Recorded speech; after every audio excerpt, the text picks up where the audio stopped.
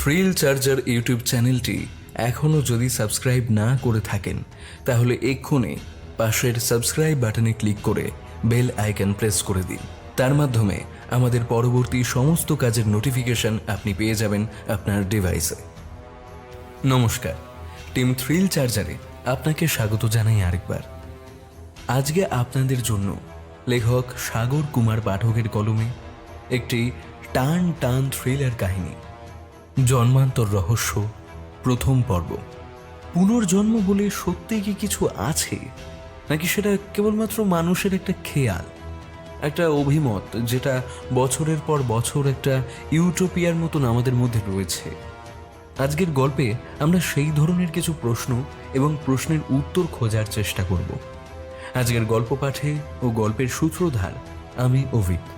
মুখ্য ভূমিকায় বুবাই, দিব্যেন্দু দাস, পার্থ অরণ্যদেব এবং দীপম। অন্যান্য বিভিন্ন চরিত্রে অধ্যায় সাহা, প্রভাকর, শ্রীরূপ, পারমিতা, বর্ণালী, সৌরভ সাহা, সাগর পাঠক, সুপ্রজা, পারমিতা, সৃজিতা এবং আমি অভিক। শব্দ সংযোজনে সুদেশনা, আবহ নির্মাণ কৌশিক বসু, প্রচ্ছদ নির্মাণ সৌম্যদীপ। তাহলে চলুন শুরু করা যাক আমাদের আজকের কাহিনী, লেখক সাগর কুমার পাঠকের কলমে জন্মান্তর রহস্য। পূর্ণিমার রাতের আকাশ যে এত কালো হতে পারে ভবানী ভাবেনি। নিকষ কালো মেঘ পূর্ণিমার চাঁদের মুখটা পুরো ঢেকে দিয়েছে। প্রচণ্ড হাওয়া, সাথে বৃষ্টির ফোঁটাগুলো মুখে এসে যখন লাগছিল, রীতিমতো গালের চামড়ায় ব্যথা করছিল। হেলমেটের সামনে স্বচ্ছ আবরণটা ভেঙে গেছে কদিন আগের একটা ছোট্ট অ্যাক্সিডেন্টে। বাঁ পায়ে এখনও ব্যথা আছে। সেদিনের অ্যাক্সিডেন্টের পর থেকেই খুব সাবধান হয়ে গাড়ি চালায় ভবানী। সেদিনের অ্যাক্সিডেন্টের দিন এইরকমই রাস্তা দিয়ে বাড়ি ফিরছিল। বাইক চালাতে চালাতে বোধহয় একটু অন্যমনস্ক হয়ে পড়েছিল। সামনের লরিটা হঠাৎ যে কখন ব্রেক কষেছে বুঝতেই পারেনি। যখন সম্বিত ফিরল তখন অনেক দেরি হয়ে গেছে। প্রাণপণে ব্রেক কষতেই পেছনের চাকাটা স্কিড করে বাঁ দিকে বাইকটা নিয়ে উল্টে পড়েছিল। হেলমেট সহ মাথাটা সরাসরি ধাক্কা মেরেছিল লরির বাম পারে। লরির পেছনে লেখা ডেঞ্জার শব্দটা তখন চোখের সামনে ভেসে উঠেছিল। ধাক্কায় হেলমেটের সামনের স্বচ্ছ প্লাস্টিকের অংশটা ভেঙে চুরমার হয়ে গিয়েছিল। কোনো রকমে বাইকটা নিয়ে যখন সোজা হয়ে উঠে দাঁড়ালো তখন বাঁ পায়ে বেশ ব্যথা করছে। কোনো রকমে বাইক চালিয়ে বাড়ি ফিরেছিল সেদিন রাতে। গত 3 দিন সে বাড়িতেই শুয়েছিল, ডাক্তারবাবুর পরামর্শ মতো। 3 দিন পর কিছুটা বাধ্য হয়েই ব্যবসার কাজে আজ বেরিয়েছিল সে। এখন যে ব্যবসাটা সে করে সেটা বিশেষ ভালো চলছে না, তাই নতুন করে হোটেলের ব্যবসায় নামতে চলেছে সে। এখন একটু রাত হয়ে গেছে। স্টেশনের গ্যারেজ থেকে বাইক নেওয়ার সময় অনিতাকে যখন ফোন করেছে তখনই রাত 10টা বেজে গেছে। আজ আবার অনিতা মুখ ভার করে বসে থাকবে। আজকাল জানি একটু অল্পতেই রেগে যায় অনিতা। সম্বন্ধ করে মাত্র 6 মাস আগেই অনিতার সঙ্গে বিয়ে হয়েছে তার। বিধবা মায়ের একমাত্র সন্তান সে। তবে আরেকটু ভালো করে সংসার চালানোর জন্য ব্যবসার কাজে একটু বেশি সময় দিতে হয় তাকে। তাই পরিবারের জন্য, বিশেষ করে অনিতাকে আজকাল বিশেষ সময় দিতে পারে না সে। সেই জন্যই সে একটু অপরাধ বোধেও ভোগে আজকাল। আজ আবার সেই একই ঘটনা। এইসব ভাবতে ভাবতে বাইকের স্পিড বাড়িয়ে দিল সে। স্টেশন থেকে বাড়ি এই 7 কিলোমিটার রাস্তা আজ যেন শেষই হতে চাইছে না। জায়গাটা একটু নির্জন, আলো প্রায় নেই বললেই চলে। পিচের রাস্তার দুপাশে প্রচুর গাছপালা। রাস্তার দুপাশের ল্যাম্পপোস্টের আলোগুলো অধিকাংশই জ্বলে না। যে কটা জ্বলে তার হলদে মিটমিটে আলো অন্ধকারকে যেন আরো ঘোলাটে করে তুলেছে। বাইকের হেডলাইটের আলোই যা ভরসা। হঠাৎ চোখে পড়ল রাস্তার ধারে একজন মানুষ হাত দেখিয়ে তাকে দাঁড়াতে ইশারা করছে। সম্ভবত চুড়িদার পরা একজন মহিলা। আর একটু কাছে এগোতেই মনে হলো দাঁড়িয়ে থাকা মহিলাটা তার খুব চেনা। বাইকটা রাস্তার পাশে দাঁড় করিয়ে বাইকের হেডলাইটের আলোটা মেয়েটার দিকে ঘোরালো। মেয়েটা এবার হাত দিয়ে বাইকের আলো থেকে নিজের মুখটাকে আড়াল করতে চাইছে। বাইকটা রাস্তার পাশে স্ট্যান্ড করে হেডলাইটটা অফ করে মেয়েটার দিকে এগিয়ে গেল ভবানী। দাঁড়িয়ে থাকা মহিলাকে এবার চিনতে পেরেছে সে, অনিতা। এত রাতে তুমি এখানে দাঁড়িয়ে আছো? বলতে বলতে মাথা থেকে হেলমেটটা খুলে এগিয়ে গেল ভবানী। ওর চোখে তখন এক রাশ বিস্ময়। তোমার সাথে আমার কিছু কথা আছে, যা বাড়িতে বলা সম্ভব নয়, তাই এখানে দাঁড়িয়ে আছি। হঠাৎ ভবানী লক্ষ্য করল পাশের অন্ধকার থেকে হঠাৎ বেরিয়ে এলো একটা অল্প বয়স্ক যুবক। লম্বা চওড়া সুঠাম চেহারা ছেলেটা। এবার বিষয়টা কিছুটা আঁচ করতে পেরেছে ভবানী। কদিন ধরেই লক্ষ্য করছিল অনিতা কার সাথে যেন অনেকক্ষণ ধরেই ফোনে কথা বলে। অনেক সময় দেখেছে সে বাড়িতে থাকাকালীন ফোন আসলে ফোনটা কেটে দেয়, জিজ্ঞাসা করলে ঠিকঠাক কোনো উত্তর দেয় না, যা খুশি বলে এড়িয়ে যায়। ভদ্রতা বশত কোনোদিনও এ নিয়ে অনিতাকে কিছু জিজ্ঞাসা করেনি সে। স্ত্রীর ফোন চেক করা অভদ্রতা হবে ভেবে সেসব কিছুই করেনি। দিনের অনেকটা সময় বাড়ির বাইরে থাকে বলে বাড়ি ফিরে আর এইসব ছোটোখাটো বিষয় নিয়ে সময় নষ্ট করতে সে চায় না। গত 1 মাস ধরে এর ব্যতিক্রম দেখছে সে। অনিতা সারাক্ষণ কি যেন চিন্তা করে, জিজ্ঞাসা করলে সেভাবে সঠিক কোনো উত্তর দেয় না। যুবকটি এবার হাত ধরে অনিতার, দেখে আর মাথা ঠিক থাকে না ভবানীর। চিৎকার করে ওঠে, এইসব কি অনিতা? ছি, তোমার লজ্জা করে না? কি করব বলো, তোমার তো আর আমার জন্য কোনো সময় নেই। তাছাড়া বাবা মার কথায় তোমাকে বিয়ে করলেও তোমায় আমার একটুও পছন্দ নয়। তাই আমি ঠিক করেছি বিজয়ের সঙ্গে নতুন করে ঘর বাঁধব। আর তাছাড়া আমার পক্ষে সারাদিন তোমার ওই বুড়ি মায়ের খিটখিট সহ্য করা সম্ভব নয়। আমি চললাম বিজয়ের সাথে। কথাগুলো এক নিঃশ্বাসে বলে এবার চুপ করে অনিতা। পায়ের গলা থেকে যেন ক্রমশ মাটি সরে যাচ্ছিল ভবানীর। ভবিষ্যৎ জীবন নিয়ে কত কিছু স্বপ্ন দেখেছিল সে। হাত বাড়িয়ে অনিতার হাতটা ধরে একপাশে টানতে থাকে ভবানী। অনিতা এক ঝটকায় হাতটা ছাড়িয়ে নেয়, চোখে কি যেন ইশারা করে পাশে দাঁড়িয়ে থাকা বিজয়ের দিকে। বিজয়ের হাতে এবার উঠে এসেছে একটা পিস্তল। পিস্তল সমেত হাতটা ভবানীর মাথার দিকে তাক করে বিজয়। নিস্তব্ধ অন্ধকারের বুক চিরে একটা পটকা ফাটার মতো শব্দ হয়। মাটিতে লুটিয়ে পড়ে ভবানী। কানের উপরে মাথার এক পাশে ছোট্ট ফুটোটা দিয়ে গল গল করে বেরিয়ে আসছে তাজা রক্ত। চোখ দুটো অবাক বিস্ময়ে খোলা। এবার তুমি যাও, তোমার শাশুড়ি খোঁজ করলে বিপদে পড়ে যাবে। আরে কিচ্ছু হবে না, ওই বুড়িকে রাতের খাবারের সঙ্গে কড়া ডোজের ওষুধ মিশিয়ে খাইয়ে এসেছি। সে সকালের আগে ঘুম ভাঙবে না বুড়ির। বিজয়, তুমি আজ রাতেই ট্রেন ধরবে তো? আরে হ্যাঁ, সে নিয়ে তোমায় ভাবতে হবে না। তুমি তোমার মোবাইলটা বাড়িতে রেখে এসেছো তো? সে নিয়ে তোমায় ভাবতে হবে না, সব প্ল্যান মতোই হয়েছে। তুমি এখনই বেরিয়ে যাও, আমিও বের হই। কাল ভোরবেলায় আবার থানায় যেতে হবে তো।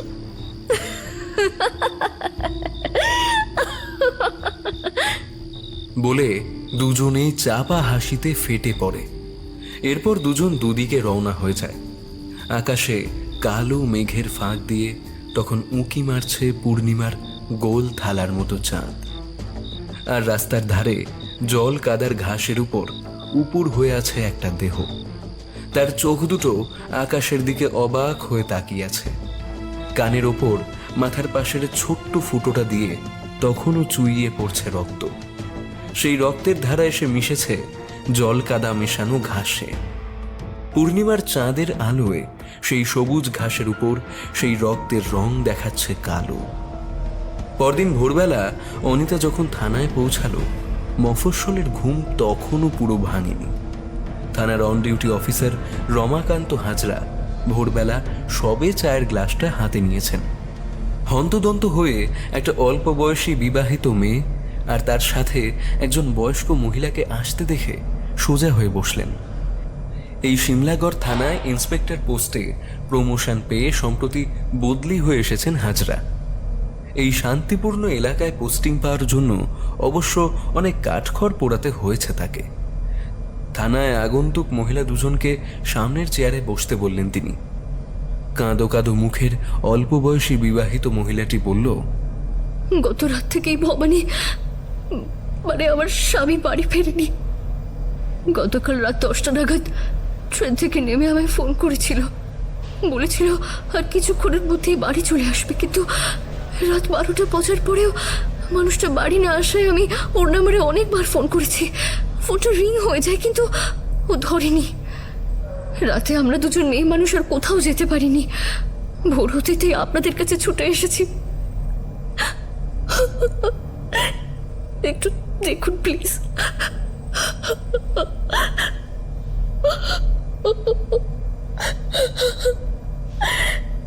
বলেই কান্নায় ভেঙে পড়ে মেয়েটি। পাশের বয়স্ক ভদ্রমহিলাটি পাথরের মতো স্থির। হাজরা দুজনকে আশ্বস্ত করে মিসিং ডায়েরি নিয়ে নিলেন। ভদ্রমহিলার স্বামীর ফোন নাম্বারটা চেয়ে নিলেন হাজরা। রিং করলেন, বেজে গেল। কি মনে হতে আবার একবার ডায়াল করলেন। এবার অল্প রিং হতেই ও প্রান্ত থেকে একজন ফোনটা ধরল। দাঁড়ান, কেউ মনে হচ্ছে ফোনটা ধরেছে। চাপা গলায় সামনের মেয়েটিকে আশ্বস্ত করে এবার ফোনে গম্ভীর গলায় বললেন, কে বলছেন?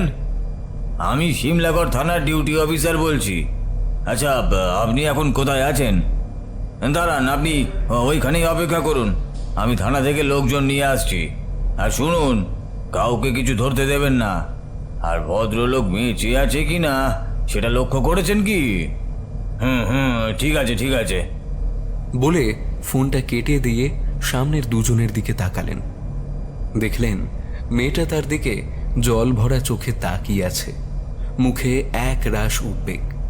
হাজরা গলা নামিয়ে বললেন, মনে হচ্ছে আপনার হাজব্যান্ডকে কেউ গুলি করেছে, সম্ভবত উনি স্পট ডেড। আপনারা চাইলে আমার সঙ্গে যেতে পারেন। হাজরা লক্ষ্য করলেন ওনার সঙ্গে থাকা বয়স্ক মহিলাটি বসে বসে কেমন যেন হয়ে গেলেন। এরপর অজ্ঞান হয়ে গেলেন তিনি। হাজরা তাড়াতাড়ি লেডি কনস্টেবলকে ডেকে নিলেন। তারপর থানার জিপটাকে বার করতে বললেন। অনিতাও তার সঙ্গে জিপে উঠল। হাজরা দলবল নিয়ে যখন স্পটে পৌঁছলেন তখন সেখানে রীতিমতো একটা ছোট ভিড় জমে গেছে। কনস্টেবলরা ভিড় সরাতে ব্যস্ত হয়ে পড়ল। এমন সময় পাতলা রোগা চেহারার একজন মাঝবয়সী লোক এগিয়ে এলো।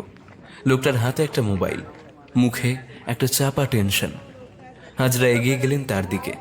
লোকটি বলল, স্যার, আমি আপনার ফোনটা ধরেছিলাম। আমি রোজ সকালে এই রাস্তা দিয়ে দুধ দিতে যাই।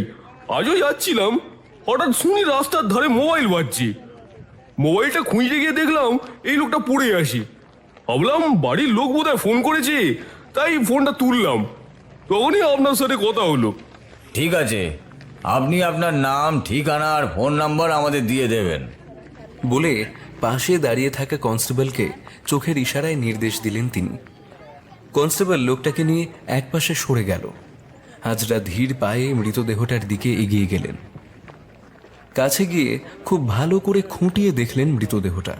মাথার একপাশে গুলির ক্ষতটা খুব ভালো করে লক্ষ্য করলেন। কানের ঠিক উপরে ঝুলপির কাছে গর্তটায় রক্ত শুকিয়ে জমাট বেঁধে গেছে। খুব কাছ থেকে, সম্ভবত পয়েন্ট ব্ল্যাঙ্ক রেঞ্জ থেকে লোকটাকে গুলি করা হয়েছে, কারণ গুলির ক্ষতের পাশে গান পাউডার লেগে রয়েছে। পিস্তলটা সম্ভবত দেশি, তাই গুলিটা মাথার ওই প্রান্ত থেকে বেরোয়নি। ভালো করে মৃতদেহের আশপাশটা খুঁটিয়ে দেখলেন। জল কাদায় অজস্র পায়ের ছাপ। লোকজনের ভিড়ে খুনির পায়ের ছাপ আলাদা করে কিছুই আর পাওয়া যাবে না। যত সব আহাম্মকের দল। রাগে গজগজ করতে করতে দাঁড়িয়ে থাকা বাইকের দিকে এগিয়ে গেলেন। নাম্বারটা নোট করে মৃতদেহটা পোস্টমর্টেমের পাঠাবার ব্যবস্থা করলেন। ভাবলেন একজন লেডি কনস্টেবলকে দিয়ে রিক্সা করে অনিতাকে বাড়ি পাঠিয়ে দেওয়ার ব্যবস্থা করবেন। তার আগে মেয়েটাকে কিছু প্রশ্ন করা দরকার। এরপর থানায় ফোন করে অনিতার শাশুড়ি সুস্থ আছেন জেনে তাকে বাড়ি পাঠানোর ব্যবস্থা করতে বললেন। থানায় এসে তিনি অনিতার দিকে এগিয়ে গেলেন। দেখলেন সে ততক্ষণে অনেকটা সামলে উঠেছেন। বললেন, আচ্ছা, একটু ভেবে বলুন তো, আপনার হাজবেন্ডের কি কোনো শত্রু ছিল, বা ইদানিং কারোর সাথে কি ওনার কোনো রকম ঝামেলা হয়েছিল? একটু চুপ করে থেকে অনিতা বলল, ও কদিন ধরেই এই ব্যবসা নিয়ে একটু চাপা টেনশনে ছিল। এখন যে ব্যবসাটা করে সেটা ভালো চলছে না বলে ও এই ব্যবসা থেকে অন্য ব্যবসায় শিফট করতে চাইছিল। ওনার কিসের ব্যবসা? এতদিনও পাইকারি সুতোর ব্যবসা করত, কিন্তু ইদানিং নতুন অন্য কোনো ব্যবসায় নামতে চাইছিল, কিন্তু ওর পার্টনার রাজি হচ্ছিল না।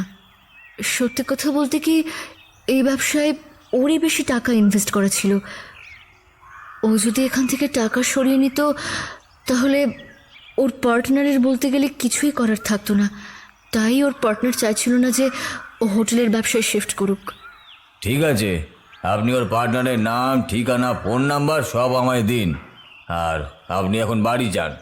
আমি আপনার সঙ্গে একজন মহিলা পুলিশ দিয়ে দিচ্ছি, আর আপনার শাশুড়িকেও আমি বাড়ি পাঠিয়ে দিচ্ছি।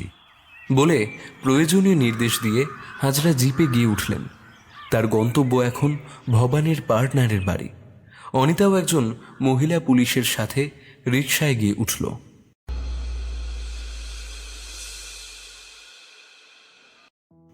সৌম্য চাকরির অ্যাপয়েন্টমেন্ট লেটারটা যখন হাতে পায় তখন বেকারই বসেছিল সে। সামান্য কটা টিউশনিয়ে যা ভরসা ছিল। বাবার বন্ধু রমা কাকু তার ব্যক্তিগত উদ্যোগেই চাকরিটা জোগাড় করে দিয়েছিল। বিহারের প্রত্যন্ত একটা স্কুলে ইংরেজি শিক্ষকের চাকরি। বেশ কিছুদিন হলো ইংরেজিতে MA BEd করে বসেছিল বাড়িতে। মা প্রথমে একটু আপত্তি করেছিল, বলেছিল, বিদেশ বিভুঁয়ে চাকরি করতে যাবি? দেখ না, এখানে যদি কিছু করতে পারিস। সৌম্যর জবাব ছিল, মা, এই সুযোগ বারবার আসে না। তোমার এই প্রাইভেট স্কুলের মালিক রমা কাকুর বন্ধু হওয়ায় থাকা খাওয়ার ব্যবস্থাও তিনিই করে দেবেন বলেছেন। তুমিও অত চিন্তা করো না। বেকার ছেলের এই জেদ দেখে মাও আর আপত্তি করেননি। হতাশ গলায় বলেছিল, দেখ, যা ভালো বুঝিস। তুই এখন বড় হয়েছিস, আর তো তোর ওপর জোর করতে পারি না। মন খারাপের সঙ্গে সঙ্গে ছেলের চাকরি পাওয়ার আনন্দ জড়িয়েছিল সৌম্যর মায়ের মনে। সৌম্য আনন্দে নেচে উঠে সঙ্গে সঙ্গে রমা কাকুকে ফোন করে বলেছিল, কাকু, মা রাজি, তুমি ওদের জানিয়ে দাও। আর আমি সামনের রোববারই ট্রেনে উঠছি। আর তোমাকেও অনেক অনেক অনেক থ্যাংক ইউ। একগাল হেসে রমাকান্ত ফোনটা নামিয়ে রাখলেন। বাপ মরা এই মেধাবী ছেলেটাকে তিনি বড় ভালোবাসেন। ওর বাবা ছিল তার ছোটবেলার বন্ধু। মনে মনে রমাকান্ত ভাবতে থাকেন, আজ তার ছেলেটাও যদি বেঁচে থাকতো তবে সৌম্যর বয়সী হতো। প্রায় নেপাল সীমান্তের কাছে বিহারের এই আধা মফস্বল আধা গ্রাম মতো জায়গায় স্কুলটা। সৌম্য ইংরেজির টিচার হিসেবে এখানে জয়েন করেছে। থাকা খাওয়ার ব্যবস্থা স্কুলের কাছেই একটা বাড়িতে করা হয়েছে। বাড়িটার মালিক এই স্কুলেরই মালিক। সেখানে এই স্কুলের দারোয়ান কাম গ্রুপ ডি পারেজি তার পরিবার নিয়ে থাকেন। ওখানেই দোতলার দুটো ঘরে সৌম্যর থাকার ব্যবস্থা হয়েছে। নিচের দুটো ঘরে পাঁড়েজি তার স্ত্রী আর ছেলেকে নিয়ে থাকে। দুবেলা খাবার ওরাই রান্না করে পাঠিয়ে দেয়। তবে পাঁড়েজি সাত্ত্বিক ব্রাহ্মণ বলে নিরামিষ খায়। প্রথম প্রথম অসুবিধে হলেও সৌম্য মানিয়ে নিয়েছে আজকাল। তবে রবিবার নিজেই বাজার থেকে মাছ বা মাংস কিনে এনে বানিয়ে খায়। ছুটির দিন এইভাবেই সময়টাও কেটে যায়। তবে এখানে এসে নতুন এক বন্ধু হয়েছে তার। বন্ধু বলা ঠিক চলে না, পাঁড়েজির 17-18 বছরের একটা ছেলে আছে, নাম রোহিত। অসমবয়সী হলেও কেন জানি না ঝাঁকড়া চুলের ছেলেটাকে বড্ড ভালো লেগে গেছে সৌম্যর। ছেলেটাও সময় পেলে ওর কাছে চলে আসে। রবিবার তো বলতে গেলে সারাদিন ওর কাছেই থাকে ছেলেটা। এসেই পরিষ্কার ঝরঝরে বাংলায় বলবে, আজ কি করছো সৌম্যদা? চিকেন না রুই মাছ? সৌম্য হেসে উত্তর দেয়, তুই বেটা বামুনের ছেলে হয়ে চিকেন খাস, তাও আবার আমার মতো অব্রাহ্মণের হাতে। শুনে একগাল হাসে ছেলেটা। সৌম্য একদিন জিজ্ঞাসা করেছিল, হ্যাঁ রে, তুই যে এখানে এসে আমার কাছে এইসব খাস, তোর বাপ মা জানলে রাগ করে না? হ্যাঁ, বাবা প্রথম প্রথম রাগ করতো ঠিকই, তবে এখন আর করে না। মা তো আবার খুব খুশি হয়েছে তোমার কাছে এসব খাওয়ার সুযোগ হচ্ছে বলে। আসলে আমি ছোটবেলা থেকে সব সময় বায়না করতাম জানো আমিষ খাবো বলে। বাবাকে তো জানোই, বাবা কোনোদিনই আমার আমিষ খাওয়া পছন্দ করে না। তবে সত্যি কথা বলছি, মা আমায় মাঝে মাঝেই বাবাকে লুকিয়ে নানা রকম আমিষ পদ রান্না করে খাওয়াতো। আসলে খুব ছোট থেকেই আমি খুব মাছ মাংস খেতে ভালোবাসতাম, তাই বাবা স্কুলে চলে গেলে মা লুকিয়ে আমাকে এইসব খাওয়াতো। বাবা একবার জানতে পেরে খুব অশান্তি করেছিল। তুমি আসাতে আর মায়ের ঝামেলা পোহাতে হয় না। সৌম্য হেসে বলে, ঠিক আছে, দাঁড়া, মাইনে পাই, তোকে একদিন মাটন রান্না করে খাওয়াবো। রোহিতের গালে তখন এক গাল হাসি। পরদিন সকাল থেকে মুষলধারে বৃষ্টি শুরু হলো।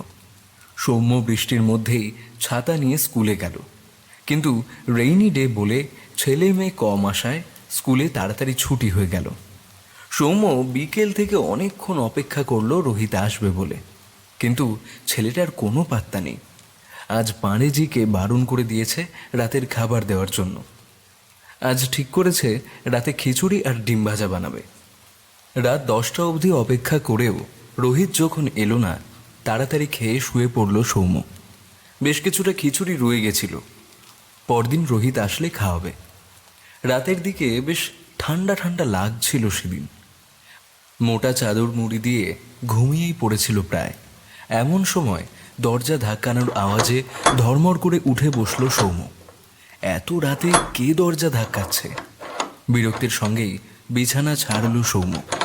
দরজা খুলেই দেখে পাঁড়েজি দাঁড়িয়ে আছে। পারেজি, এত রাত্রে কি ব্যাপার? মাস্টারজি, আপনি শিগগির আমার ঘরে চলেন। পাঁড়েজির কণ্ঠে কাতর অনুনয়। কেন, হঠাৎ কি হলো? রোহিতের তবিয়ত বহুত খারাপ আছে মাস্টারজি, আপনি শিগগির আমার ঘরে চলেন। আরে, ডাক্তার না দেখে তুমি আমার কাছে এসেছো কেন? সৌম্যর গলায় কিছুটা বিরক্তি ঝরে পড়ে। না মাস্টারজি, রোহিত আসলে বাংলা মে কিসব বলছে, আমি কিছু বুঝতে পারছি না। আপনি চলেন মাস্টারজি। ছেলেটার কথা ভেবেই আর আপত্তি করে না সৌম্য। সিঁড়ি দিয়ে নামতে থাকে পাঁড়েজির পেছন পেছন। সৌম্য দরজা ঠেলে ঘরে যখন ঢুকল, বিছানায় শুয়ে ছটফট করছে রোহিত। ওর মা ঘোমটা দিয়ে একপাশে জড়সড় হয়ে দাঁড়িয়ে আছে। ধীরে ধীরে ও বিছানায় শুয়ে থাকা রোহিতের কাছে এগিয়ে গেল। ছেলেটা বিড়বিড় করে অস্ফুটে কি যেন একটা বলছে। কাছে গিয়ে ভালো করে শোনার চেষ্টা করলো সৌম্য। বিজয় মেরে দিল, মাথায় যন্ত্রণা, খুব যন্ত্রণা। আমায় বলতে পারতে অনিতা? মা মা মা ওরা ওরা আমাকে মেরে ফেললো, ওরা ওরা আমায় মেরে ফেললো। রোহিতের মুখে মা ডাক শুনে পাঁড়েজির স্ত্রী এগিয়ে এলো। बोल बेटा कहाँ दर्द हो रहा है? बोल ना बेटा, कहाँ दर्द हो रहा है? রোহিত তখন দুটো হাত দিয়ে নিজের মাথাটা চেপে ধরেছে। সৌম্য হঠাৎ লক্ষ্য করল রোহিতের মাথায় ডান দিকে কানের ঠিক উপরে ঝুলফির কাছে একটা গোল গর্ত মতো। রোহিতের মাথায় বড় বড় চুল বলে এতদিন চোখে পড়েনি। আজ রোহিতের হাতে লেগে কানের ওপরে চুলগুলো সরে গেছে বলে দাগটা চোখে পড়ল সৌম্যর। অবাক বিস্ময়ে তখন তাকিয়ে আছে সৌম্য। পাঁড়েজিকে জিজ্ঞাসা করলো দাগটার ব্যাপারে। পাঁড়েজি ধীর গলায় বললেন, जब से मेरा बेटा पैदा हुआ था तब से ये दाग उसके कान के ऊपर है। सावन के महीने में पूरन मसीह के दिन उनका सर में बहुत दर्द होता है। ওকে কোনো ডাক্তার দেখাওনি? हाँ मास्टर जी, बहुत सारे डॉक्टर दिखाया, बीरेन का फोटो भी निकला, लेकिन कुछ भी नहीं मिला। এবার উত্তরটা এলো ঘোমটার আড়াল থেকে। সৌম্যর খেয়াল পড়ল, হ্যাঁ, আজ তো পূর্ণিমাই বটে, মাসটাও শ্রাবণ, আর তো অস্বীকার করার কোনো উপায় নেই। এ তো নিজের চোখের সামনেই দেখল ঘটনাটা। এবার রোহিত কিছুটা শান্ত হয়ে পড়েছে, তবে বিড়বিড় করে কি যেন বলছে। ওর মুখের কাছে কানটা নিয়ে গেল সৌম্য। শুনতে পেল রোহিত পরিষ্কার বাংলায় বলছে, তোমায় আমি ছাড়বো না অনিতা, সিমলা করে আমি আসবো, আমাকে মায়ের কাছে যেতে হবে। বিজয়কে আমি ছাড়বো না, আমি ছাড়বো না। বলতে বলতে কেমন যেন ঝিমিয়ে পড়ল রোহিত। हाँ मास्टर जी, बहुत सारे डॉक्टर दिखाया और कोई तकलीफ नहीं। अब हमारा बेटा घूमिए पड़বে। রোহিতের মায়ের গলায় এবার স্বস্তির সুর। পাঁড়েজি প্রণাম করতে লাগলেন বারবার তার ইষ্ট দেবতার উদ্দেশ্যে। ধীর পায়ে ঘরের বাইরে বেরিয়ে আসলো সৌম্য। বাইরে বেরিয়ে দেখল বৃষ্টি তখন থেমে গেছে। কালো মেঘের ফাঁক দিয়ে তখন উকি মারছে গোল থালার মতো পূর্ণিমার চাঁদ।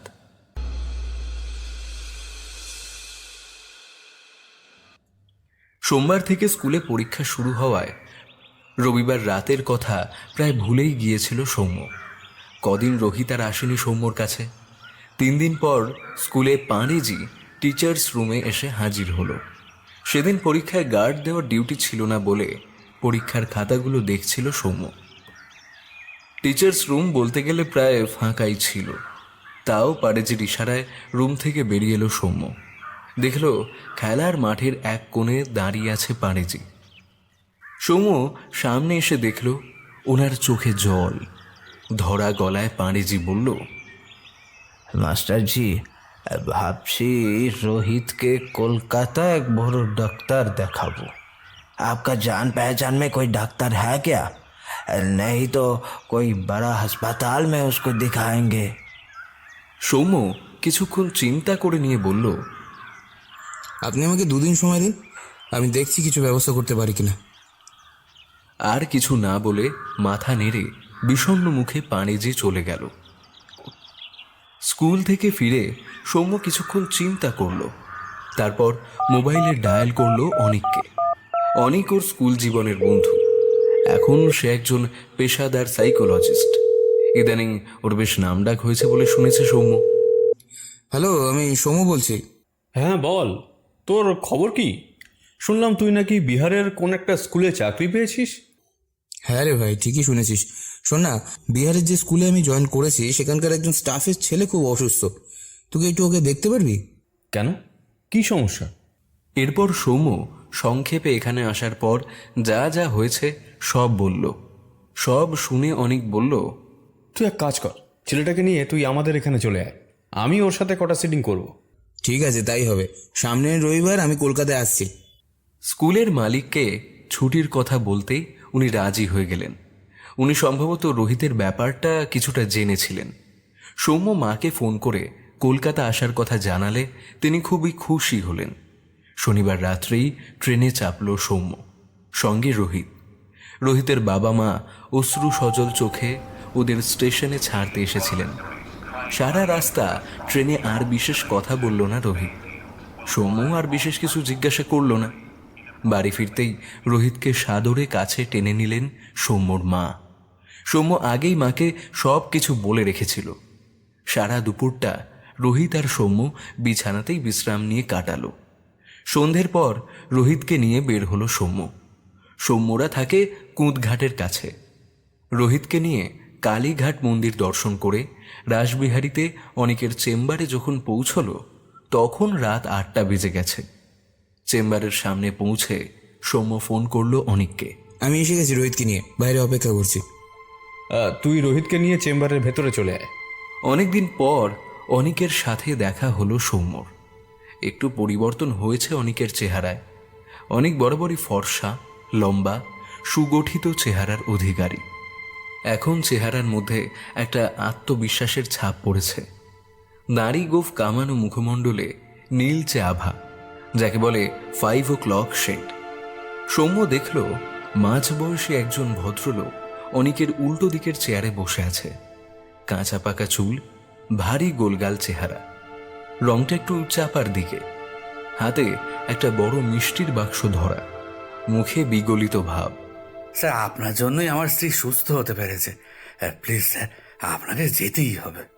সৌম্যদের দেখে থতমত খেয়ে ভদ্রলোক একটু চুপ করে গেলেন। অনেক বুঝতে পেরে বলল, শঙ্করবাবু, আপনি নির্দ্বিধায় কথা বলতে পারেন, এরা আমার বন্ধু। এই তোরা বস। বলে সামনের চেয়ারগুলো দেখিয়ে দিল অনেক। সৌম্যরা বসল। শঙ্করবাবু আবার কথা বলা শুরু করলেন। আসলে আমার মিসেসের খুব ইচ্ছা আপনি যদি একবার ওখানে যান। দীঘায় এই পুরনো হোটেলখানা কিনে রেনোভেট করে আমি আবার নতুন করে শুরু করেছি। ওর ইচ্ছা এর উদ্বোধন আপনার হাতেই হোক, সাথে আপনার বন্ধুদেরও নিয়ে আসতে পারেন। বলে সৌম্য আর রোহিতের দিকে নির্দেশ করলেন শঙ্করবাবু। সৌম্য এবার প্রশ্ন ভরা চোখে ভদ্রলোকের দিকে তাকালো। শঙ্করবাবু উৎসাহ নিয়ে বলতে শুরু করলেন। আসলে আমার স্ত্রী বহুদিন ধরে অসুস্থ ছিল। সব সময় আতঙ্কে থাকতো কেউ ওর ক্ষতি করতে আসছে, কাউকে বিশ্বাস করতো না। তারপর স্যারের কাছে দীর্ঘদিন চিকিৎসা করে ও এখন সম্পূর্ণ সুস্থ।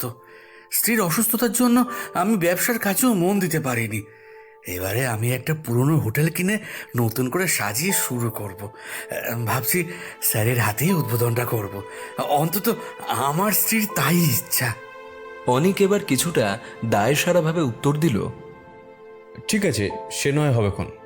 আসলে শঙ্করবাবুকে তাড়াতাড়ি বিদায় করাই ওর উদ্দেশ্য, তা বুঝতে পারল সৌম্য। স্যার, আপনারাও আসুন না। হাত কচলে বিগলিত গলায় বললেন শঙ্করবাবু। ঠিক আছে, আমরা দেখছি কি করা যায়। কালকের মধ্যে আপনাকে ফোন করে আমি সবটাই জানাচ্ছি। এরপর মিষ্টির বাক্সটা অনিকের হাতে তুলে দিয়ে শঙ্করবাবু বিদায় নিলেন। এতক্ষণ সৌম্য চুপ করেই ছিল, এবার মুখ খুলল। তোর তো দেখছি ভালোই ফ্যান ফলোয়িং, এবার আমার কেসে দেখ। বলে রোহিতের দিকে আর চোখে তাকালো সৌম্য। রোহিত এতক্ষণ স্থির হয়ে বসেছিল। অনিক এবার রোহিতের দিকে তাকালো, তারপর সৌম্যর দিকে ফিরে বলল, আমি রোহিতকে নিয়ে আমার অ্যান্টি চেম্বারে যাচ্ছি, তুই এখানে বস। এই কিছু মনে করিস না কেমন? আমার ওর সঙ্গে আলাদা করে কথা বলতে হবে, প্রফেশনাল এথিক্স আর কি, বুঝতেই তো পারছিস। তুই বস। সৌম্য সানন্দে রাজি হলো। সত্যি বলতে কি, ও এটাই মনে মনে চাইছিল। অ্যান্টি চেম্বারে অনিক আর রোহিত মুখোমুখি বসল। ঘরে হালকা একটা আলো, শীততাপ নিয়ন্ত্রিত আরামদায়ক পরিবেশ ঘরটার। অনেক এবার রোহিতের সঙ্গে সাধারণ কিছু কথাবার্তা চালালো। আগে রোহিতের আস্থা অর্জন করতে হবে। রোহিত প্রথম দিকে কিছুটা চুপ করেই ছিল। অনেক প্রথমেই বলে দিয়েছিল তাকে দাদা ডাকতে। এও জানিয়েছিল সে মনে করে রোহিত কোনো অসুস্থ মানুষ নয়। অনেক বলেছিল, আমি জানি তুমি আমাদের মতো আর 5টা লোকের মতোই স্বাভাবিক একটা মানুষ। লোকে তোমায় ভুল বুঝছে, তুমি নির্দ্বিধায় আমাকে বলতে পারো। অনেকের আন্তরিক কথাবার্তায় রোহিতের জড়তা আস্তে আস্তে কেটে গেল। ধীরে ধীরে অনেকের প্রশ্নের উত্তর দেওয়া শুরু করলো সে। তোমার যখন শরীর খারাপ হয় তখন কি সমস্যা হয় রোহিত? আমার খুব মাথার যন্ত্রণা হয় দাদা। আমার চোখের সামনে সিনেমার মতন কিছু ছবি ভাসতে থাকে। কিরকম ছবি? ছবি বলতে একটা জায়গা, আমি আগে সেখানে থাকতাম। আমার একটা বাড়ি আছে, দোতলা, বাইরে প্লাস্টার নেই। আর কিছু? হ্যাঁ, আমার মা আছে, অনেক বয়স হয়েছে, আমায় খুব ভালোবাসে। আমাকে মায়ের কাছে যেতে হবে। তোমার আর কিছু মনে পড়ছে? তোমার নাম, ঠিকানা?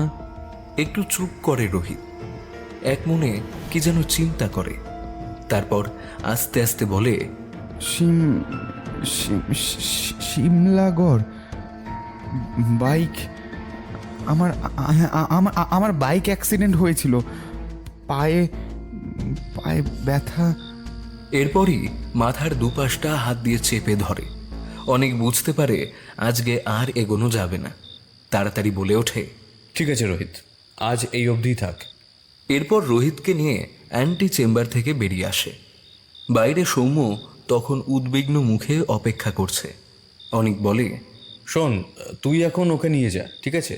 আমি তোকে কাল একবার ফোন করব। সৌম্য রোহিতকে নিয়ে বাইরে বেরিয়ে আসে। বুঝতে পারে আজ রোহিতের উপর অনেক ধকল গেছে, তাই রাসবিহারীর মোড়ে এসে বলে, চল আজ তোকে রেস্টুরেন্টে ভালো মটন বিরিয়ানি খাওয়াবো।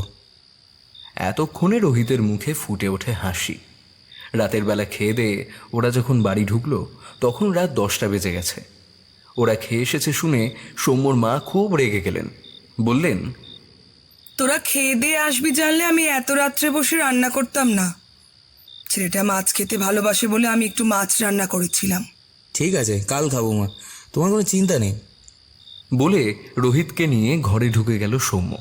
রাতে বিছানায় শুয়ে সৌম্য রোহিতকে জিজ্ঞাসা করলো, অনেককে কেমন দেখলি? অনেকটা খুব ভালো। একটু মজা করেই জিজ্ঞাসা করলো সৌম্য। আর আমি? তুমিও ভালো। আসলে সবাই আমায় ভুল বোঝে বলে কারোর সাথে কথা বলতে ইচ্ছে করে না। এই প্রথম কেউ আমার কথা বিশ্বাস করলো জানো। ধন্যবাদ সৌম্যদা, আমাকে এখানে নিয়ে আসার জন্য অনেক ধন্যবাদ। বলো বলো, তুমি কি জানতে চাও? আচ্ছা, তুই যে এসব বলিস সেটা কবে থেকে? আসলে আমার অনেক ছোটোবেলা থেকেই এটা হচ্ছে। আমার খালি মনে হয় আমি অন্য জায়গায় থাকতাম। আমার মা আছে, মা আমায় ভবানী বলে ডাকছে।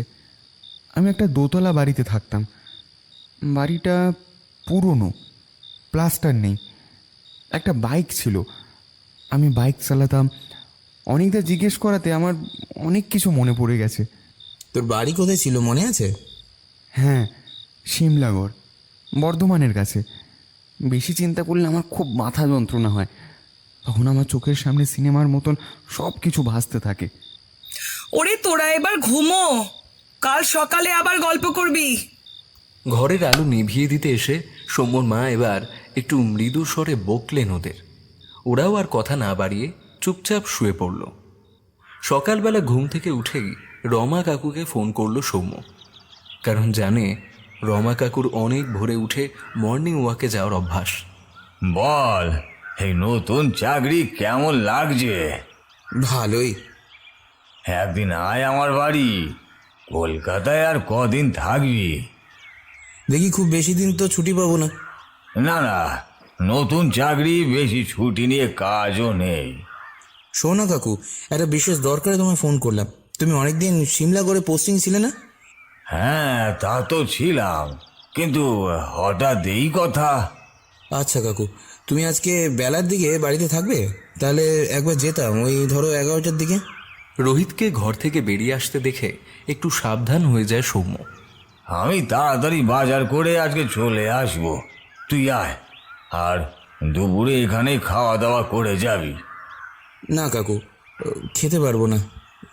বাড়িতে আমার গেস্ট আছে, যাব আজ, কাজ মিটিয়ে চলে আসবো। ঠিক আছে ঠিক আছে। বলে ফোন রেখে দিলেন প্রাক্তন পুলিশকর্তা রমাকান্ত হাজরা। রমাকান্তের বাড়িতে সৌম্য যখন ঢুকল, ঘড়িতে তখন কাঁটায় কাঁটায় 11টা বাজে। এই জন্যই ছেলেটাকে এত ভালোবাসেন। সৌম্য ভনিতা না করে চায়ের কাপ হাতে নিয়ে রোহিতের ঘটনাটা বলে যায়। রমাকান্ত চুপ করে শোনেন। এরপর ড্রয়িং রুমে রাখা একটা আলমারি থেকে চামড়া বাঁধানো একটা ডায়েরি বের করেন। পাতা উল্টে কি যেন খোঁচেন, তারপর বলে ওঠেন, হ্যাঁ হ্যাঁ, এই তো পেয়েছি। এ তো আজ থেকে প্রায় 19-20 বছর আগের ঘটনা। ভবানী বলে একটা ছেলে মার্ডার হয়েছিল। পয়েন্ট ব্ল্যাঙ্ক রেঞ্জ থেকে কানের উপর গুলি করা হয়েছিল। একেবারেই স্পট ডেট ছিল। অপরাধী ধরা পড়েনি? না, ছেলেটার স্ত্রীর অভিযোগের ভিত্তিতে ওর বিজনেস পার্টনারকে আমরা অ্যারেস্ট করেছিলাম। চার্জশিট দেওয়া হয়েছিল, কিন্তু প্রমাণের অভাবে মূল অভিযুক্ত খালাস পেয়ে যায়। কোর্টে ওর উকিল প্রমাণ করে দেয় ওই সময় সে ঘটনাস্থলেই ছিল না। লোকটার অন্য জায়গায় থাকার অনেক সাক্ষীও ছিল। এছাড়া মার্ডার ওয়েপেনও পাওয়া যায়নি, তাই জজ সাহেব ওকে মুক্তি দিয়ে দেন। আমার চাকরি জীবনে ইন্সপেক্টর পদে প্রমোশন পাওয়ার পর এটা ছিল প্রথম দিকের ঘটনা। এরকম কয়েকটা ঘটনা আজও মাঝে মাঝে আমায় তাড়া করে। তাই এই ডায়েরিতে আমার চাকরি জীবনের সব আনসলভ মিস্ট্রিগুলোর ডিটেলে লিখে রেখে দিয়েছি।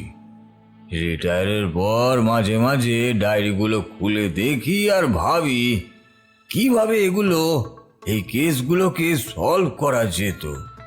এটাই বলতে পারিস এখন আমার টাইম পাস। আচ্ছা কাকু, তোমার আর কাউকে সন্দেহ হয়নি? ছেলেটার মা মাঝে মাঝে আমার কাছে আসতো আর নিজের ছেলের বউয়ের নামে অভিযোগ করত। ছেলের বউ নাকি তার প্রেমিকের সঙ্গে মিলে ওর ছেলেকে মার্ডার করেছে। শাশুড়ি বউয়ের ঝামেলা ভেবে আমি তখন এই অ্যাঙ্গেলটা ভেবে দেখিনি। তখন খুনি পাকড়াও করে ফেলেছি ভেবেই আমি আত্মবিশ্বাসী ছিলাম। এখন মনে হয় আমি ভুলই করেছিলাম। ওর ছেলের বউয়ের আর খোঁজ নাওনি? না, আসলে মেয়েটা তার পরপরই বাপের বাড়ি চলে যায়। বুড়িও আর যোগাযোগ রাখেনি। যে ছেলেটা মার্ডার হয়েছিল মানে ভবানী, এর ঠিকানা কিছু আছে? হ্যাঁ, আছে তো। বলে একটা কাগজে ঠিকানাটা লিখে দেন রমাকান্ত। রমাকান্তের বাড়ি থেকে বেরোতেই অনিকের ফোন। সৌম্য তখন উত্তেজনায় ফুটছে। অনিককে কিছু বলতে না দিয়েই এইমাত্র রমা কাকুর কাছে শোনা কথাগুলো গড়গড় করে উগড়ে দেয়। অনেক চুপচাপ শুনে যায়। এরপর বলে, আচ্ছা, তুই এখনই একবার আমার বাড়ি আসতে পারবি? হ্যাঁ, এখনই আসি। ট্যাক্সি? বলেই সামনের হলুদ ট্যাক্সিটার দিকে হাত নাড়ায় সৌম্য। সৌম্য অনেকের বাড়িতে ঢুকে সোফায় যখন বসলো তখন রীতিমতন উত্তেজনায় কাঁপছে। ঢকঢক করে এক গ্লাস জল শেষ করে সৌম্য কিছুটা ধাতস্থ হয়। এবার বলা শুরু করে অনি। তুই নিশ্চয়ই জানিস যে প্যারাসাইকোলজি বা পরামনোবিদ্যা ছিল আমার স্পেশালাইজেশনের বিষয়। এর আগে আমি রিইনকার্নেশন বা পুনর্জন্মের কেস হাতে পাইনি। এটাই আমার প্রথম কেস বলতে পারিস। পড়াশুনো করে যেটুকু জেনেছি তাতে বলতে পারি পুনর্জন্ম হয়েছে বলে যারা যারা দাবি করে তারা গত জন্মের 20% বিষয়ে বলতে পারে। অনিকের কথা শুনে সৌম্যর গলায় এবার বিস্ময়। পুনর্জন্ম সত্যি আছে? তুই শান্তি দেবীর নাম শুনেছিস? ইন্টারনেটে শান্তি দেবীর নামে সার্চ করলে দেখতে পাবি স্বয়ং গান্ধীজি শান্তি দেবীর পুনর্জন্মের বিষয়ে তদন্তের নির্দেশ দিয়েছিলেন। স্বাধীনতার আগে ওই 30-এর দশকের ঘটনা।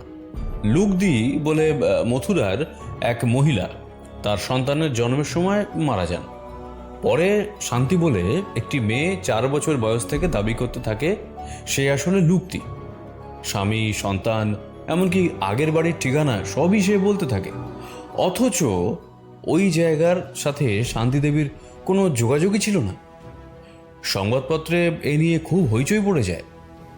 গান্ধীজি সংবাদপত্র পড়ে শান্তি দেবীর কথা জানতে পেরে 15 জনের সদস্যের কমিটি গড়ে দেন, যারা তদন্ত করে জানান লুকদি পরবর্তীকালে শান্তি নামে জন্মেছে।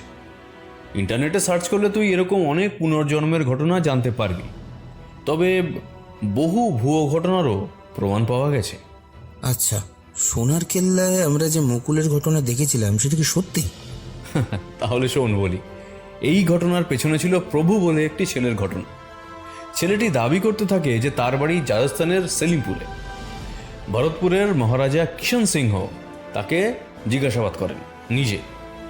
প্রভু জানায় যে সেলিমপুরের গ্রামের একটি নির্দিষ্ট জায়গায় সে 5টা সোনার মুদ্রা পুঁতে রেখেছে। লোকজন তার কথা মতো খোঁজ করে সেই মুদ্রাগুলোর সন্ধানও পায়।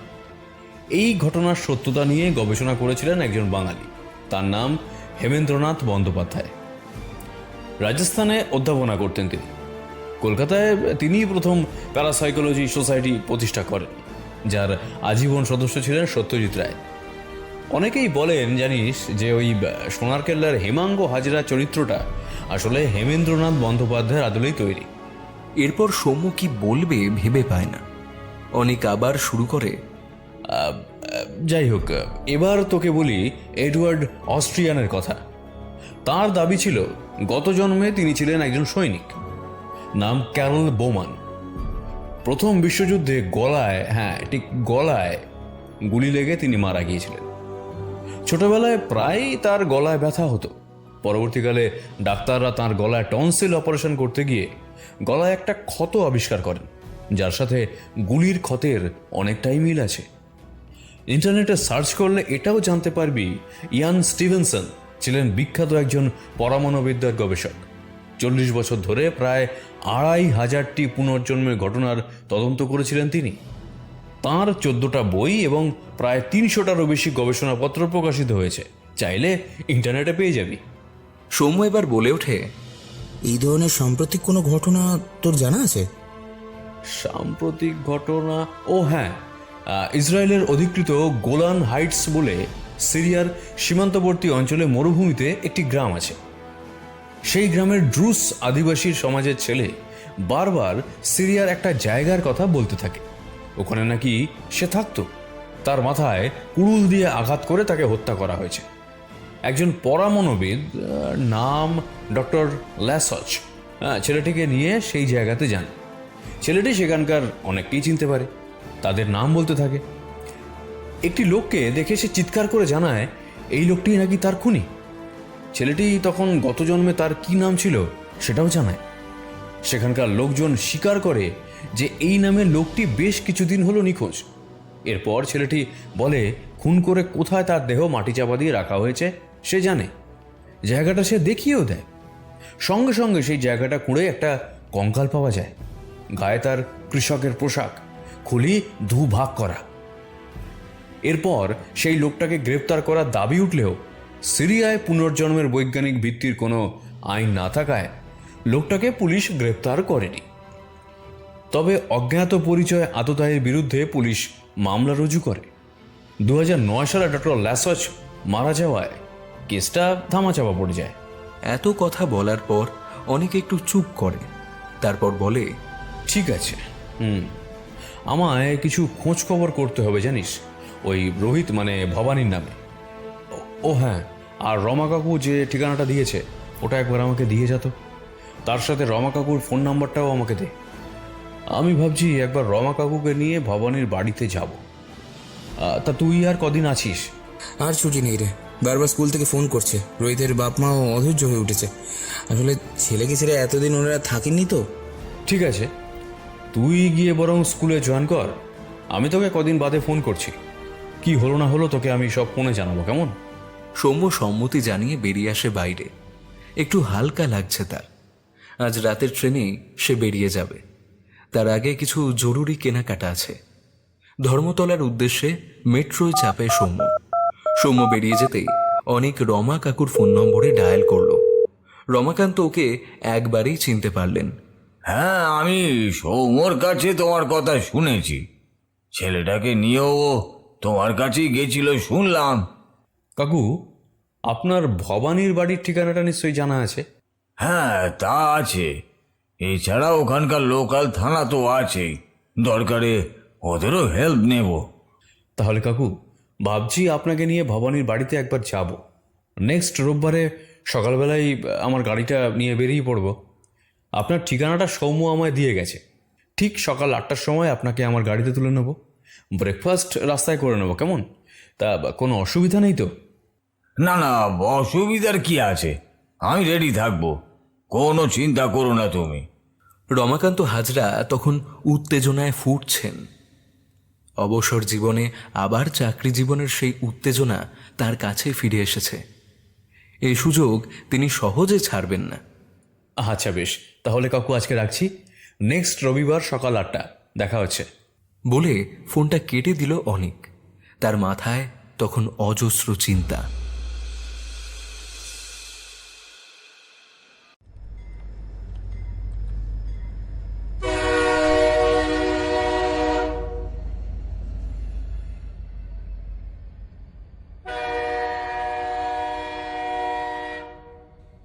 এবার ট্রেনে যেতে যেতে রোহিত সৌম্যর সাথে প্রায় সারা রাস্তায় গল্প করতে করতে গেল।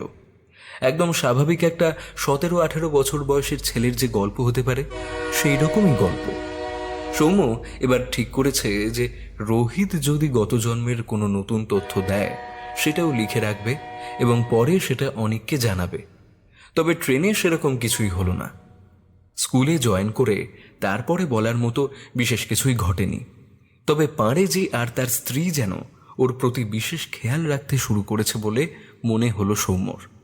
আজকাল মাঝে মাঝেই রোহিতের হাত দিয়ে রাতে মাছ মাংস পাঠানো শুরু করেছেন ওর মা। সৌম্যও ঠিক করেছে এবার থেকে খাওয়া বাবদ টাকার পরিমাণটাও বাড়িয়ে দেবে। ওকেও আজকাল আর হাত পোড়াতে হয় না। মাকে ফোন করে খবরটা জানাতে মাও খুব খুশি হয়েছে। রোহিত সেদিন বলল ওর মা নাকি বলেছে ওর মার এখন 2টো বেটা, আর দুটোই নাকি বাঙালি মাছলিখোর। শুনে খুব মজা পেয়েছিল সৌম্য। ভিন রাজ্যে এসে এক গ্রাম্য মহিলার এক মাথা ঘোমটার আড়ালে যে সে এভাবে মায়ের স্নেহ খুঁজে পেয়ে যাবে তা কোনোদিনও ভাবেনি। সময় থাকায় কদিন থেকে সে চাকরির পরীক্ষার জন্য নতুন করে পড়াশোনাও শুরু করেছে। একটা সরকারি চাকরি তার খুব দরকার। ঠিক সকাল 8টার সময় অনেক গাড়ি নিয়ে হাজির হলো রমাকান্ত হাজরার বাড়ির সামনে। রমাকান্ত তৈরিই ছিলেন। গাড়ির হর্নের আওয়াজ শুনেই চটপট বেরিয়ে এলেন। ততক্ষণে অনেক ম্যাপে দেখে নিয়েছে যে সিমলাগড় জায়গাটা হুগলি জেলার পান্ডুয়ার কাছে। রমাকান্ত গাড়িতে উঠে বললেন, জিটি রোড ধরে চলো। সিমলাগড়ে একটা বিখ্যাত কালী মন্দির আছে, সবাই ওখানে গাড়ি পুজো করতে নিয়ে যায়। ওই মন্দিরের পাশ দিয়ে যে সোজা রাস্তাটা চলে গেছে সেটা ধরে গেলেই ভবানীর বাড়ি। অনেক গুগল ম্যাপ অন করে দেখল 82 কিলোমিটার রাস্তা দেখাচ্ছে। 2 ঘন্টার একটু বেশি সময় লাগবে। মাঝে রাস্তা একটু টিফিনের জন্য দাঁড়িয়েছিল, না হলে রোববার বিশেষ জ্যাম ছিল না। সিমলাগড় কালী মন্দিরের সামনে যখন অনেক পৌঁছলো তখন ঘড়িতে 10:30 বাজে। রমাকাকু বললেন, দাঁড়াও, আগে ওর বাড়ি যাব না, তার আগে তুমি বাঁ দিকের রাস্তাটা ধরো, ওদিকে একটু গেলেই থানা পড়বে। অনেক তাই করল। থানায় ঢুকে রমাকান্ত চলে গেলেন সোজা ডিউটি অফিসারের ঘরে। পরে একগাল হাসি মুখে একজনকে নিয়ে বেরিয়ে এলেন। বললেন, ইনি আমার চেনা, আমার আন্ডারে বেশ কিছুদিন অন্য থানায় কাজ করেছেন। অফিসার ওদের চা জল খাবার খাওয়ার জন্য বারবার অনুরোধ করলেও রমাকাকু সেই অনুরোধ রাখলেন না। যা কিছু জানার জেনে নিয়ে তিনি এসে গাড়িতে উঠলেন। অনেক এবার রমাকাকুর নির্দেশ মতন গাড়ি চালাতে লাগলো। জরাজীর্ণ দোতলা বাড়িটার সামনে অনেক রমাকান্তর কথায় যখন গাড়িটা দাঁড় করালো তখনও ও বিশ্বাস করতে পারছিল না যে এই বাড়িটাতে কেউ থাকতে পারে। কয়েকবার ডাকাডাকির পরেও কেউ বেরিয়ে আসলো না দেখে রমাকান্ত গট গটিয়ে বাড়িটার ভিতরে ঢুকে গেলেন। ওনার ঢোকা দেখে বোঝা গেল উনি এর আগেও অনেকবার এই বাড়িতে এসেছেন। অনেকেও তার পিছু নিল। বাড়িটার ভিতরে নিচের তলায় 3টে ঘর। প্রথম দুটোর অবস্থা একেবারে জরাজীর্ণ। 3 নম্বর ঘরটা তুলনায় বাসযোগ্য বলে মনে হলো। সেই ঘরটার দরজা খোলাই ছিল, তাই রমাকান্ত গলা খাকারি দিয়ে ভেতরে ঢুকলেন। ঘরের ভেতরে একটা চৌকি পাতা, আসবাবপত্র বিশেষ কিছুই নেই। একটা পুরনো ভাঙা আলমারি আর আলনা।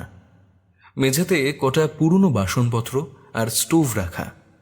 একটা চৌকির ওপরে একজন বয়স্ক মহিলা কাঁথা মুড়ি দিয়ে শুয়ে আছে। রমাকান্ত ডাকলেন, এই যে শুনছেন? বৃদ্ধ মহিলা ধীরে ধীরে উঠে বসলেন। চোখের উপরে হাতটা নিয়ে আগন্তুকদের দেখার চেষ্টা করলেন। আমায় চিনতে পারছেন? ভদ্রমহিলা মুখটা রমাকান্তর মুখের সামনে নিয়ে এলেন। ভুরু দুটো কুঁচকে চেনার চেষ্টা করলেন রমাকান্তকে। তারপর হাল ছেড়ে দিয়ে বললেন, বলো তো বাবা, কে তুমি? ঠিক মতন বুঝতে পারছি না, তবে চেনা চেনা লাগছে। এরপর বৃদ্ধার চোখ পড়ল অনিকের দিকে। হঠাৎ অনিককে দেখে চিৎকার করে উঠলেন, কে? ভবানী, ভবানী এলি? ভঙ্গুর শরীরে বৃদ্ধা অনিকের মুখের দিকে দেখার জন্য কাছে এগিয়ে এলেন। রমাকান্ত হাজরা ধীর গলায় জবাব দিলেন, না মা, ও ভবানী না, তবে আমরা তোমার ভবানীর খোঁজ করতেই তোমার কাছে এসেছি। আমি এই থানার এক সময় পুলিশ ইন্সপেক্টর ছিলাম। আপনি তখন আমার কাছে প্রায়ই আসতেন ভবানীর মৃত্যুর তদন্তের ব্যাপারে খোঁজ করতে। এবার বৃদ্ধার মুখে ফুটে উঠল হাসি। হাজরা বাবুকে সে চিনতে পেরেছে। রমাকান্ত আর সময় নষ্ট না করে সরাসরি জিজ্ঞাসা করল, আচ্ছা, আপনার বৌমা এখন কোথায় থাকে জানেন? সে ডাইনি তো কবেই দূর হয়েছে, আমার ছেলেকে ওই খেয়েছে। আপনার ছেলের আর বৌমার কি কোনো ছবি আছে আপনার কাছে? রমাকান্তর গলায় যেন সেই পুরনো পুলিশি মেজাজ। বৃদ্ধা এবার চৌকি ছেড়ে ধীরে ধীরে উঠলেন। এরপর আস্তে আস্তে নোনা ধরা দেওয়ালের দিকে এগিয়ে গেলেন। এরপর হাতে একটা বাঁধানো ফটো নিয়ে ধীরে ধীরে এগিয়ে এলেন। ছবিটা রমাকান্ত হাতে নিলেন। সদ্য বিয়ের পর তোলা সুখী দম্পতির ছবি। মোবাইল বার করে ছবিটার উপরে মোবাইলের ক্যামেরাটা ক্লিক করলেন রমাকান্ত। এতক্ষণ চুপচাপ ছিল অনেক। এবার বলল, আপনার ছেলের কোনো স্মৃতিচিহ্ন আমাকে দিতে পারবেন? বৃদ্ধা কিছুক্ষণ কি যে চিন্তা করলেন। তারপর চৌকির নিচ থেকে বের করলেন একটা লাল রঙের হেলমেট। সামনের প্লাস্টিকের স্বচ্ছ অংশটা ভাঙা। জিনিসটা অনেক পুরনো দেখেই বোঝা যাচ্ছে। বৃদ্ধা বললেন, থানা থেকে পুলিশ আমার ছেলের মোটর সাইকেল আর হেলমেটটা দিয়ে গিয়েছিল। মোটর সাইকেলটা পেটের দায়ে বিক্রি করে দিয়েছি। এই এই হেলমেটটাই রয়ে গেছে। অনেক হাত বাড়িয়ে হেলমেটটা নিল। এরপর রমাকান্ত মানি ব্যাগটা বার করে সেখান থেকে কিছু টাকা নিয়ে বৃদ্ধার হাতে দিলেন। উনি কিছুতেই নিতে চাইছিলেন না। রমাকান্ত খুব জোর করায় নিলেন। ধীরে ধীরে বললেন, তোমরা আবার এসো বাবা, আর পারলে আমার ভবানীকে যে বা যারা মেরেছে তাদের শাস্তি দিও। তবে ভবানী আবার আসবেই। ও মাঝে মাঝে আমার স্বপ্নে আসে, বলে ও নাকি ফিরে এসেছে। পরস্পরের দিকে মুখ চাওয়াচাওয়ি করে দুজনে ধীরে ধীরে ঘর থেকে বেরিয়ে এলেন। অনেক রমাকান্তকে নামিয়ে দিয়ে বাড়িতে পৌঁছে খাওয়া দাওয়া করে একটু বিশ্রাম নিচ্ছিল। চোখটা প্রায় লেগেই এসেছিল। এমন সময় হঠাৎ মোবাইলের রিংটোন শুনে একটু বিরক্ত হয়েই ফোনটা রিসিভ করলো। ওপার থেকে শঙ্কর বাবুর গলা শোনা গেল। স্যার, আমি শঙ্কর বলছি। হ্যাঁ, বলুন। কিছুটা ঘুম ঝরানো গলায় উত্তর দিল অনিক। স্যার, এবারে দুর্গাপুজোর একাদশীর দিন আমার দীঘার হোটেলের উদ্বোধন হবে। লক্ষ্মী পুজোর দিন অবধি থেকে তারপরে স্যার আপনাদের ছুটি। এই কদিন আপনি আমাদের অতিথি স্যার, আসতেই হবে। কিন্তু আর একটা কথা স্যার, আপনার বন্ধুদেরও নিয়ে আসবেন। ঠিক আছে। তাহলে স্যার ওই কথাই রইল। হ্যাঁ, একাদশীর দিন আমি গাড়ি পাঠিয়ে দেবো স্যার। সময়টা বলে দেবেন, তাহলেই হবে। রাখছি তাহলে। বলে ফোনটা কেটে দিল অনিক। এরপর এক কাপ চা খেয়ে একটু চাঙ্গা হওয়ার পর সৌম্যকে ফোন করলো। সমস্ত ঘটনা আদ্যপান্ত খুলে বলল সৌম্যকে। সাথে শঙ্করবাবুর নেমন্তন্নর বিষয়টাও বলল। সৌম্য উৎসাহের সঙ্গে রাজি হয়ে গেল। অনিক বলল, রোহিতকেও আনিস, ওর সাথে কটা সিটিং করে নেব। রদ দেখা কলা বেচা দুটোই হবে। তাহলে রামু কাকাকেও ডেকে নে, উনি থাকলে আমাদের সুবিধাও হবে। তাছাড়া ওনারও এই কেসটার ব্যাপারে খুব উৎসাহ। নিশ্চয়ই। তাহলে তুই একবার ফোন করে নিস ওনাকে, কেমন? আমি কাল ওনাকে ফোন করে কনফার্ম করে নেব। শেষ হলো জন্মান্তর প্রথম পর্ব। গল্পটি কেমন লাগলো অবশ্যই জানান আমাদের কমেন্ট বক্সে। ভালো লাগলে লাইক, শেয়ার ও সাবস্ক্রাইব করতে কিন্তু একদম ভুলবেন না। আসছি শীঘ্রই জন্মান্তরের দ্বিতীয় পর্ব নিয়ে। ততক্ষণ ভালো থাকুন, গল্পে থাকুন। ধন্যবাদ।